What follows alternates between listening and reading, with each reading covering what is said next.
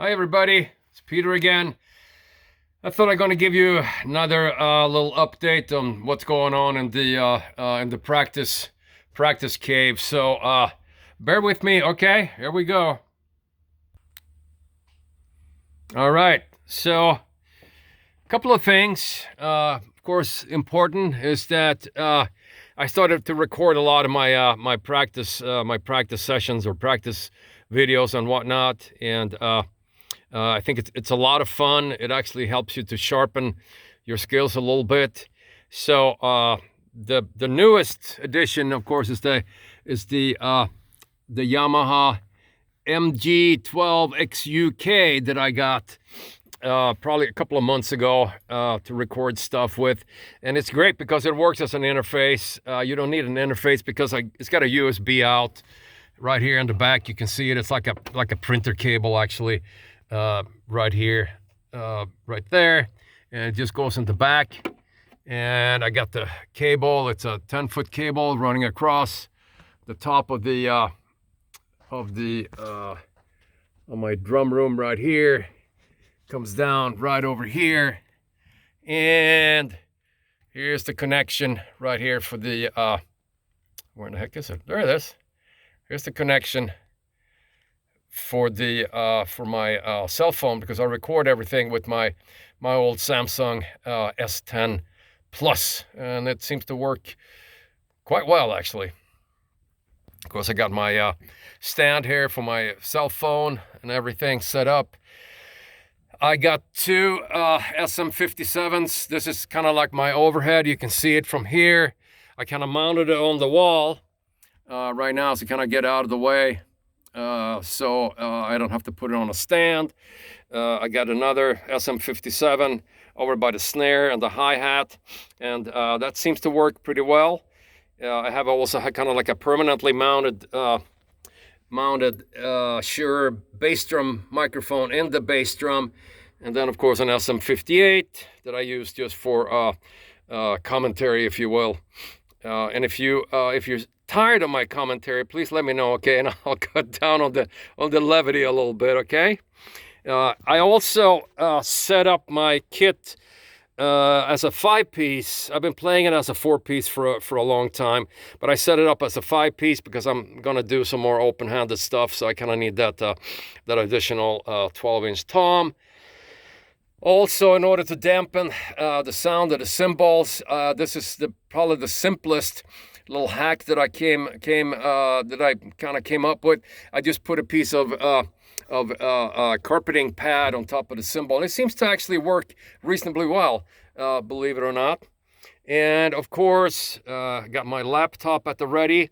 And one of the things that I want to point out is that when I record stuff, I use a let's see, where is it? Right here. I use this Y connector. So this end right here, wherever it is, there it is, goes into the laptop right there. Oh, let's see here. Boink. Right there. And one of the cords from the Y connector goes into the mixer, and the other end goes into my trusted old Vic Firth headphones. And you may ask, Peter, what are you doing with duct tape on top of your headphones? Or why don't you switch to, wireless or something, or Bluetooth, whatever? Because I like these old things. They really dampen out a lot of sound, but it gets so... they're so hard on top that I duct tape a little piece of foam on the inside, and then I like to have the cord coming down my back, so I kind of duct tape that in place, and with some cable ties. I mean, cable ties and duct tapes, that's the drummer's two best friends. So all of you that play, you know that really well. So that's that. Also going to show you a couple of my little hacks. What I do, I actually put grip tape on my bass drum pedal, and I also have a little homemade wooden stopper there for my toe, so I know where the toe always goes, kind of like in the same place. Same thing with the hi-hat. Got a piece of grip tape. You can find grip tape pretty much wherever in a skate shop or whatever, and easy to find. Also, I buy all my sticks by the bag. So if you see my sticks usually wrapped with duct tape, is that they kind of last a little longer with duct tape on them. And again, I'm not that particular about my sticks, so buying sticks by the bag seems to work really well. One thing about the, and here's my note to self, don't forget to turn on the mixer. One time I spent about an hour and a half doing what I thought were some really cool videos, and I realized afterwards I didn't turn on the mixer, so that's my note right there. But one thing about this particular Yamaha mixer, I really like it for this kind of application. Again, you don't need to use an interface with it, but the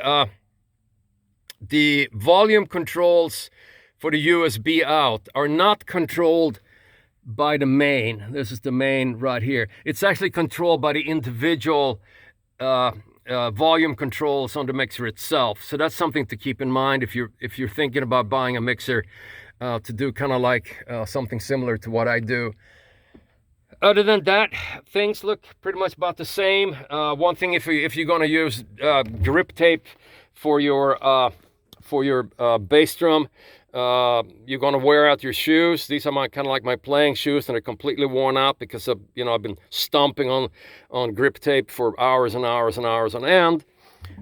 Here's my roll of duct tape that I always got handy, and yeah, kind of like that. That's about it. Okay, so